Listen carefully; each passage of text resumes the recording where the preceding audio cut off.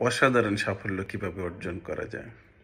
যখন আমরা সাফল্যের কথা চিন্তা করব, তখন আমাদের লক্ষ্য হতে হবে অনেক বড়। উদাহরণ হিসেবে বলা হয়েছে যে আপনি চাঁদকে লক্ষ্য বস্তুতে পরিণত করুন। বলা হয়েছে যদি আপনি সঠিকভাবে অগ্রাধিকার দিন এবং আপনার সব শক্তি সবচেয়ে গুরুত্বপূর্ণ কাজে প্রয়োগ করুন, তবে চাঁদও আপনার নাগালে আসবে। জীবন কখনো বলে না এই জায়গা থেকে শুরু করো। তাহলে সফল ব্যক্তিরা কিভাবে অসাধারণভাবে সাফল্য অর্জন করে? তারা জানে যে এটাই প্রকৃত চ্যালেঞ্জ। তারা প্রত্যেক দিন নতুন করে তাদের অগ্রাধিকার ঠিক করেন। এখানে সুন্দর কথা বলা হয়েছে, অসাধারণ সাফল্য ধারাবাহিক, কিন্তু এটা একত্রিত নয়। এটি একটি ধাপ থেকে আরেকটি ধাপে এগোয়। ছোট কাজগুলো একসময় বড় সাফল্যে পরিণত হয়। এটি ধীরে ধীরে শুরু হয়, কিন্তু সময়ের সঙ্গে জ্যামিতিকভাবে বৃদ্ধি পায়। সাফল্য একটির উপর আরেকটি তৈরি হয়। আমরা যখন একটা সঠিক কাজ করি এবং তারপর পরবর্তীতে আরেকটি সঠিক কাজ করি, তখন একসময় সাফল্যের সম্ভাবনা জ্যামিতিক হারে বৃদ্ধি পায়।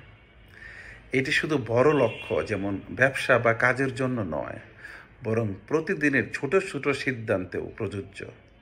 প্রতিদিন আমরা যেটা করব সেটাই আমাদের ভবিষ্যৎ তৈরি করবে।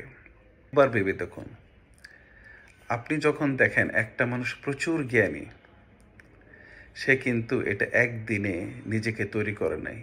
সে সময়ের সঙ্গে সঙ্গে অনেক সাধনা করে এটা অর্জন করেছে।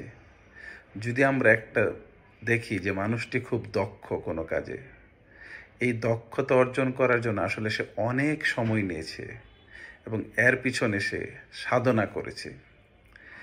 যদি আমরা দেখি একজন মানুষ অনেক কাজ করতে পারে, আসলে সে এক সময় ছোট কাজ দিয়ে শুরু করেছিল, এটাও সে সময়ের সঙ্গে সঙ্গে করেছে।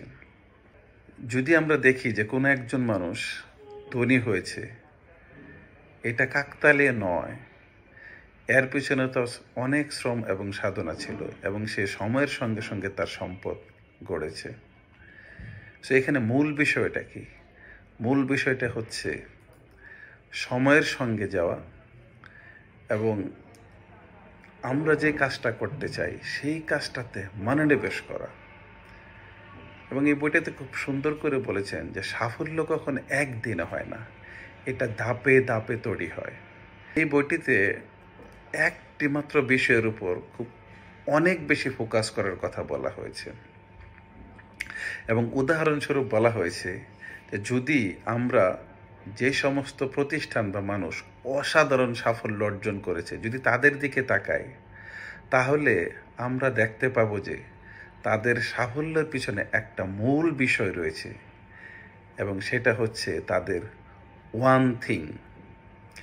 এবং উদাহরণ হিসাবে কেএফসির কথা বলা হয়েছে যে কেএফসি কেবল তাদের একটি ফ্রাইড চিকেন দিয়েই বিশ্বজুড়ে পরিচিতি পেয়েছে। যে আপনার ওয়ান থিং কি, সেটিকে খুঁজে বের করুন, সেটিতে ফোকাস করুন এবং প্রত্যেক দিন আপনার লক্ষ্য অর্জনের জন্য ছোট ছোট কাজ করুন।